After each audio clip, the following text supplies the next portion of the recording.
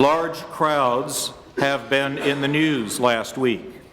3 different times it was news in Washington about crowds and crowd size. Large crowds, loud crowds too probably, are a frequent feature of the ministry of Jesus. In so many different places, he encountered crowds with so many different faces. Jesus' crowds would be what we might describe as a mixed bag. He would look out and see people who had come eager to hear everything that he had to offer. And then he might look out also in another part of the crowd and see a group of Pharisees and scribes who were there to try to trip him up, to try to get him to say something that he would regret or something that they could use against him. And others in the crowd were probably those who were skeptical about what they were seeing, open perhaps, interested, but just not sure.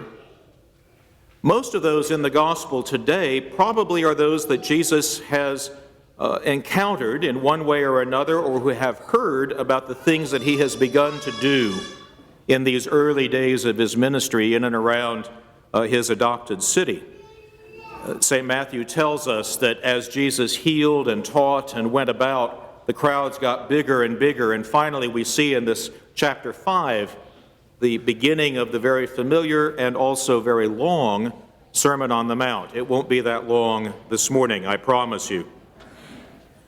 Many different desires or needs or expectations in the crowd that faced Jesus. Many different kinds of aches and pains and illness and sorrow, different kinds of joy, very different motivations for coming out to see him, but all of them had been drawn in for one reason or another. And so it is with those who come to hear Jesus and to seek him out today. We're all drawn here for one reason or another.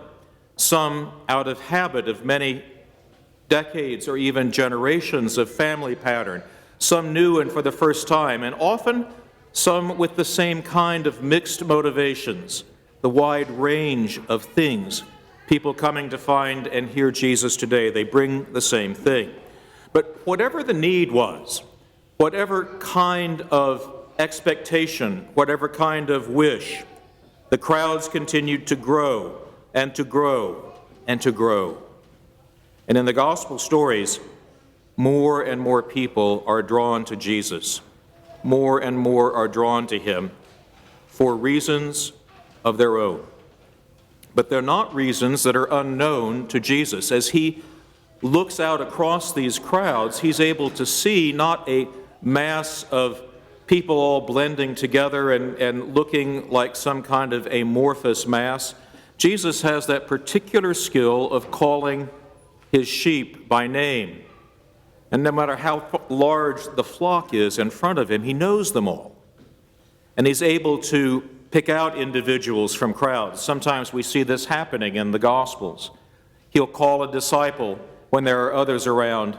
He'll call Zacchaeus out of a tree when the whole area is so crowded that no one can see him. He'll know that someone has touched his garment seeking healing in the midst of a gigantic crowd, and he'll seek that person out. He can zero in on the crowd one at a time. And it doesn't matter how large it is. He knows all of his flock by name, because not only is he the great teacher, he is the good shepherd always at the same time. He's got this way with people. And it also helps us to know that he teaches in such a comprehensive way that whether he calls you by name or whether he includes you in the broader teaching only, he's going to reach out and touch you. This is the desire of every preacher, is to be met at the door by someone who says, "Wow, I'm so glad you said that this morning. That is just what I wanted to hear." That's better than hearing, "Wow, I can't believe you said that this morning. I couldn't understand a word of it." And yet, we know that people are called and they respond, and the teaching of Jesus is aimed at them. He is person-specific, even in crowds. Think about those 9 points in the Beatitudes that he lays out this morning. There is truly something for everyone there. Is a word of hope for those who are among the most downtrodden, the ones who are mourning, the ones who are sorrowful, the ones who are thirsty for righteousness and thirsty and hungry for it in the same way that they hunger and thirst for the food of this world. They're after the righteousness of God. There is encouragement for those who are peacemakers and mercy givers. There is opportunity for praising meekness or humility. He reaches the whole spectrum of people, from what we might call the seekers to the mature disciples. He can talk to everyone and say what each needs to hear. Sometimes he even does it through weak preachers, and he does it in unexpected ways. But this idea of being able to draw people to himself and tell them what they need to hear, like he draws the rich young man to himself and immediately tells him to go and sell everything he has. It's exactly the medicine. It's exactly the remedy. It's exactly the need. In that case, it didn't take. The rich young man went away from him sorrowful. But Jesus has a word for a whole crowd that is tailored to the hearers.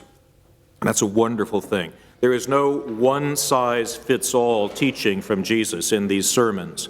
And as the Sermon on the Mount goes on, it unfolds and lots more comes. But what a great beginning to draw everyone in. That's how Jesus is. When he draws us in and speaks the word that we need to hear, that sparks that process of change. Are you beginning to hear our parish mission statement in this sermon? I hope so. It's about drawing to Jesus, changing by Jesus, and being sent by the power of Jesus into the world. And being drawn to Jesus and hearing his word and undergoing change is pretty much the easy part. It's the part where Jesus sends us out that gets complicated. In my case, it took Jesus about 20 years to get me to actually go.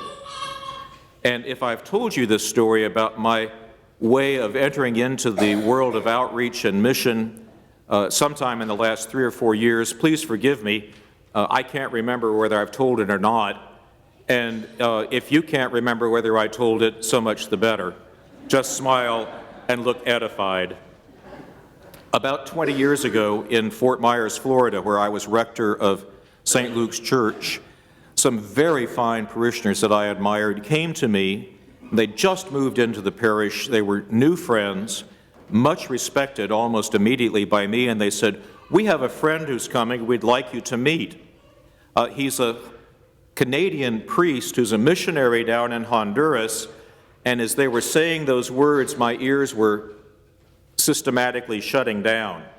I had zero interest in foreign missions, and I considered that foreign missionaries coming to churches were always there just to raise money and then go on their way, which is true. They do that. But there's more, and I was being worked and drawn and changed and didn't know it. The missionary came. We scheduled him to preach and meet on a Sunday and Saturday night beforehand. Terry and I and these friends took him to dinner, and about midway through, I asked him, what could we do at St. Luke's to help him in his ministry? What would be the best thing we could do for him? And I had my checkbook with me.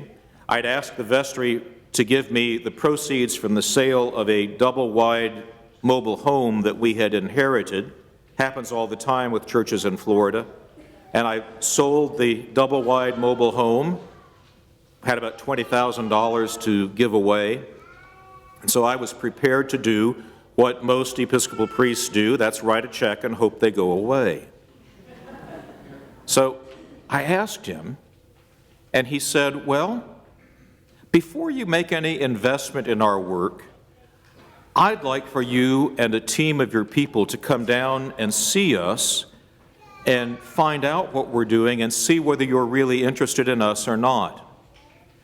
And inside those wheels that were cranking my ears closed also were saying, no way, no way, no way, and I opened my mouth and said, of course we'll do that. Of course we'll do that.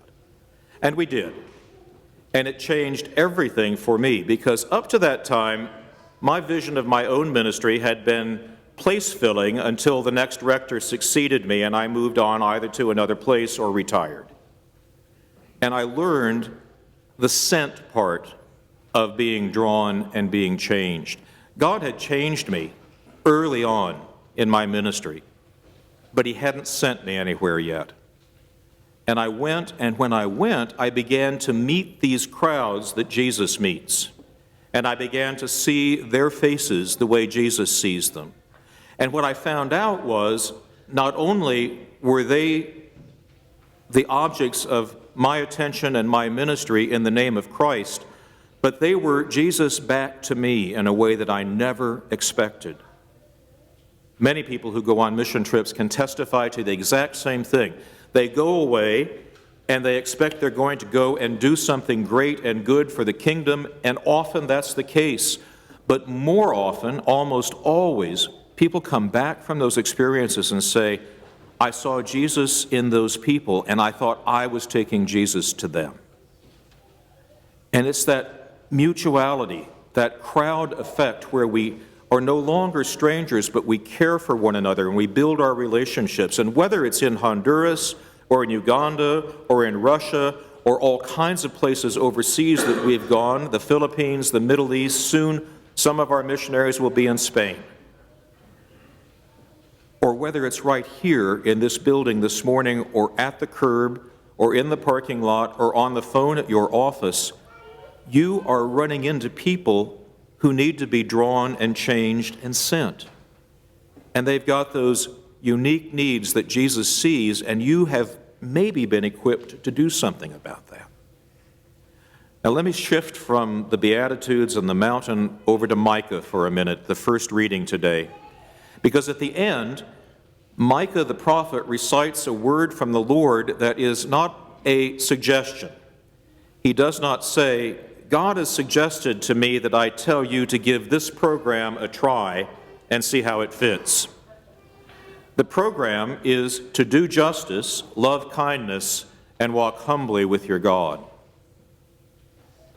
Justice is a difficult task for all Christians, but it's not an option.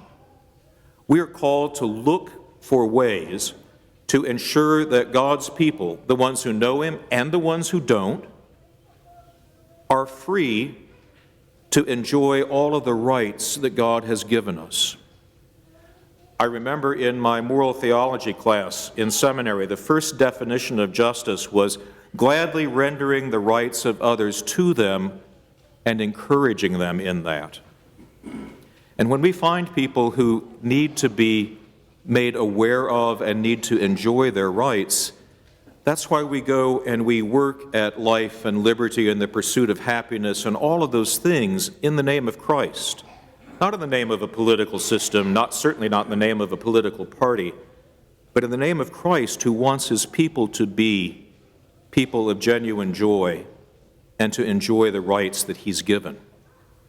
Kindness is easier. We are basically in this congregation a very kind congregation. I have a small list of 6 people that I think could be more kind, and it's not going to go on my Facebook page. I don't have a Facebook page, but for the most part, we are kind people and want to share that kind of kindness. That's frequently the motivation for mission. But the greater motivation for mission is to help ensure that this process of drawing and changing, of justice and kindness, are all together in one place in the name of God. And finally, that third part of the required behavior of Christians is to walk humbly with God. And I think that it is when we are seeking the humility that is the humility of Jesus Christ, whose life we live, then kindness and justice fall into place behind it, as they do in the example and the ministry of Jesus. Humility is mastering and throwing out the pride of our lives. It is not false modesty. That is not what God is calling us to. God is calling us to use and exploit every gift and talent that we have, but for His purposes and not our own. That's what humility is. Doing what He calls us to and doing the best with what we have will make us the humble disciples who can do justice and love kindness and face His people with the good news of the gospel. And then we'll see them facing it right back to us. As He says, you're serving the least of the brethren, you're serving me. It's a fabulous mix, but it takes some time to get there. It takes being drawn. It takes being changed. It takes being sent. Now, our parish is full of opportunities for sending. They start within a few blocks of this church building on this very property, and they go to the ends of the world. If you are listening repeatedly to announcements about opportunities to be sent and haven't gotten there yet, remember what happened to me. I let the Holy Spirit speak instead of myself, and I said yes when I really wanted to say no. And you can do the same. You can do it because Jesus Christ wants you to see the crowds. He wants you to sit down. He wants you to open your mouth, and He wants you to teach them, just like He does. Christ crucified, the power of God, the wisdom of God. To Him be the glory. Amen. Amen.